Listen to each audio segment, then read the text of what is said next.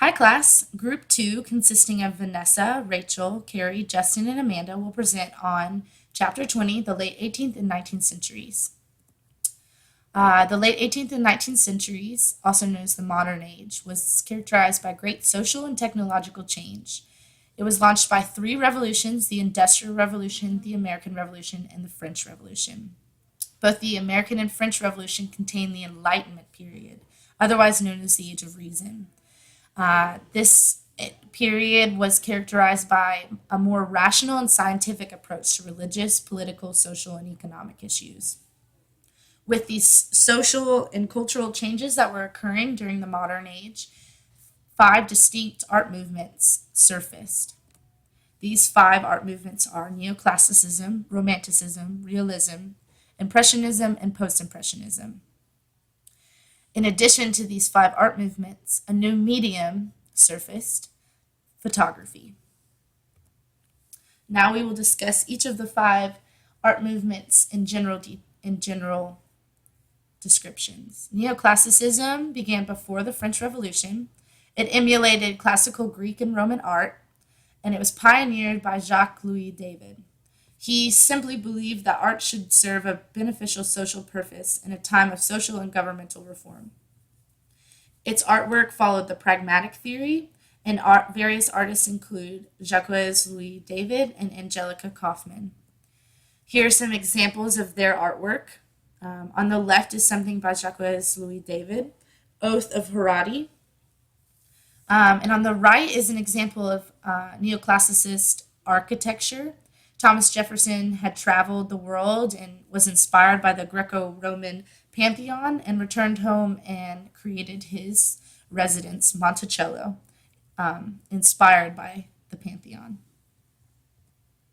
Romanticism, the second art movement, followed the Enlightenment era. It occurred between 1820 and 1850.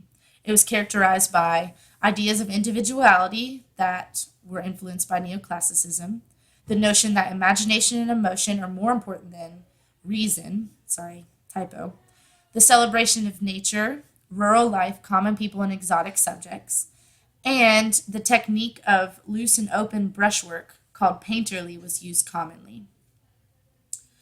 This Romanticist artwork, followed the Expressionist theory, and Romanticist artists included Francisco Goya, Joseph Mallard, William Turner, Thomas Cole, Robert S. Duncan, and Eugene Delacroix.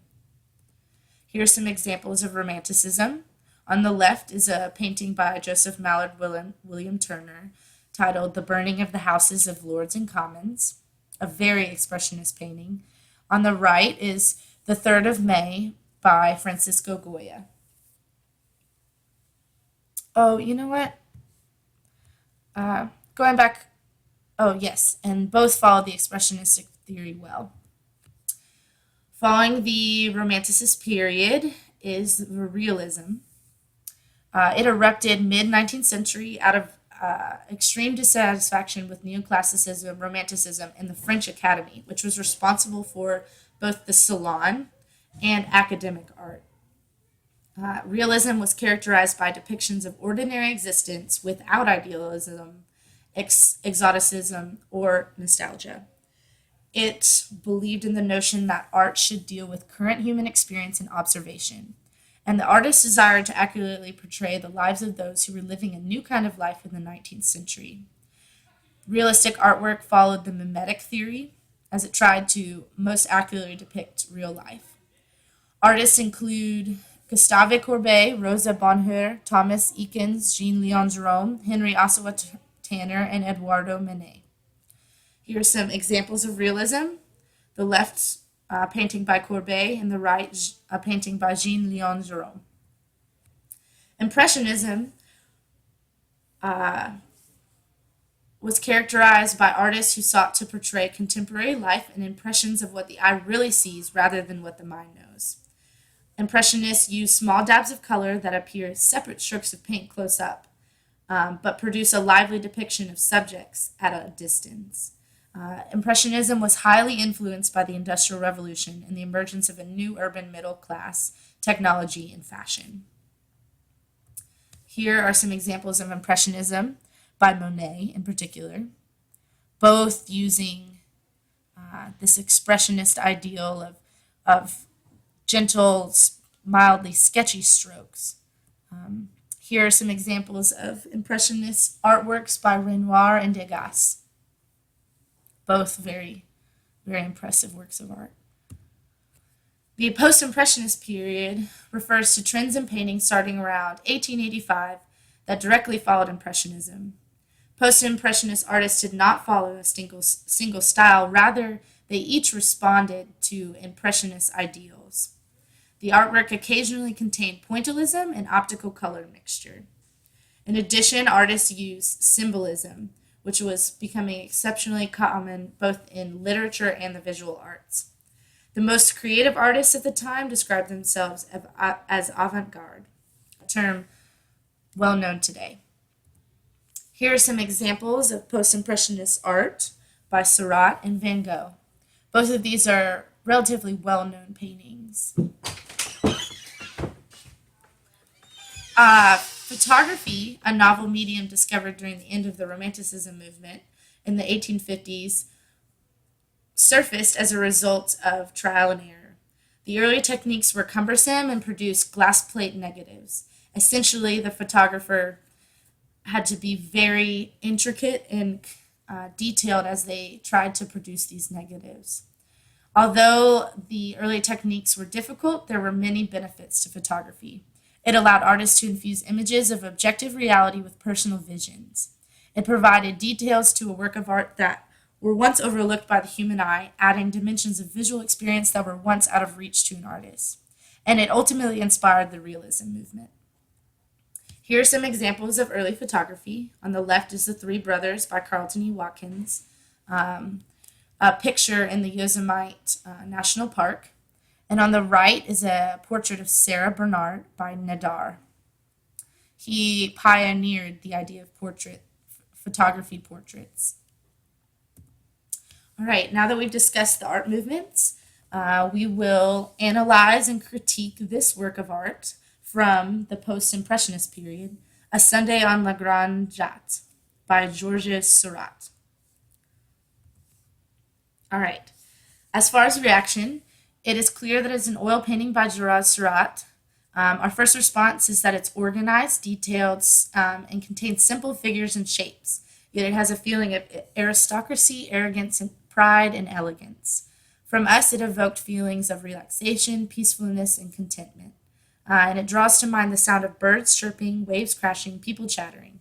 A scene of a park or a time at the beach, but less playful, more casual and calm.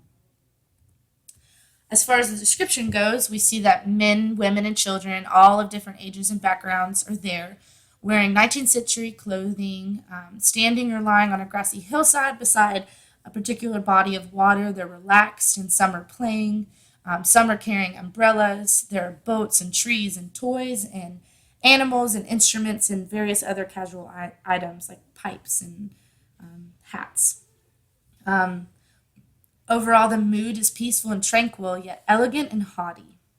The elements and principles seen in the painting include exceptional unity and variety, seen in the characters themselves and their detail, the emphasis and subordination, which goes along with the detail of the figures, clear directional forces. We are able to see that there are objects and people in the back, and there are objects closer to us. The scale and proportion also is very clear. There are organic shapes, not geometric. There are implied lines. Figures are realistic, yet slightly softened. As for the space, the figures are remarkably structured within the space. They're organized and alluded to well, and the use of linear perspective is great for implying depth. As for time and motion, it appears that it's lacking. Figures seem to be frozen in time and overall motionless, yet time seems to be passing by slowly, as implied by the artwork as a whole. The light is exceptionally portrayed because of the technique that Seurat uses, and the color the same. It's exceptionally portrayed because of his technique. As for the media tools and techniques, it's clear that it's an oil painting on canvas. Seurat made dozens of drawings and oil sketches in person at this location, and then took them to the studio and made carefully composed and structured paintings of various objects and these figures before completing the entire composition. It took him roughly 2 years to complete using this process. In addition, he used two terms, two techniques: one optical color mixture and one pointillism. Pointillism is his systematic science of optical color mixture. An optical color mixture is using small, essentially brush strokes to create the idea of a color, of a particular color. And it is seen really clearly here that there's tiny, small brush strokes all combined to create one color, and overall the whole composition. It's very impressive, and it is a technique that he created. As for the historical context of the painting, it is in the post-impressionist period. These artists during that time were building upon and reacting to Impressionism, and so you can see that here as Seurat desired to take the almost sketchy use of brush strokes that Impressionists used in optical color mixture and create a science out of it and make it more formal and structured. The painting itself, in its historical context, is set in the late 1800s in Paris, and the people depicted are a mixture of social classes, and the scene is of the island La Grande Jatte, an area outside the urban parts of Paris. As for Seurat's life and intentions, he reacted, as I mentioned previously, to the Impressionist movement. He set out to systematize the optical color mixing of Impressionism and to create a more solid, formal organization with simplified shapes. He wanted to bring science into the techniques found in Impressionism, in particular, the science of vision and color. In order to do that, he studied the color theories of Émile Chevreul and Ogden Enrud and applied these to his technique, pointillism. He improved the aspects of Impressionism as well, such as lighting through his technique of pointillism. In addition, he wanted to develop more formal structure in his paintings, thereby influencing what is known today as the formalist styles. As for his artwork, he desired thoughtfulness and not spontaneity, timelessness and formal structure, as previously mentioned. The artwork's function and place in society was for visual delight ultimately, and there are aspects of the function being for personal expression, as he was trying to express the value in his technique, pointillism. As for the interpretation, it seems as though the meaning of the artwork is that there is a social hierarchy in Paris at this time, yet it is almost implied that there's going to be future upheaval.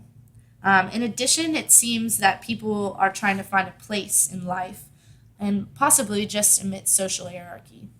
The evidence for this is that Seurat depicts people of all different social classes here, and he does so by adding various objects to each person and stylizing their fashion. There are dogs and cigars and toys and umbrellas and monkeys, all divided amongst the different people. And so it's clear that there are different social classes here. And they're all enjoying the sunny day, yet there's no communication amongst the groups. He uses space in order to divide the figures into groups, and he orients the people so that it's clear that they're only talking amongst their select group and not amongst other groups. He also uses almost faceless expressions, except for close people, and it's clear that no mouths are moving even, but small communication is occurring amongst the set, almost social hierarchy, social classes of the time. There is also a girl in white at the center of the painting, and it's almost as though she is the central focal point because of the purity of her color, the purity of her clothes. They're just white. And she's walking through almost nonchalantly, as though everything around her is not disturbing her. And so it almost implies that there will be future upheaval in the social hierarchy of Paris in the future. Overall,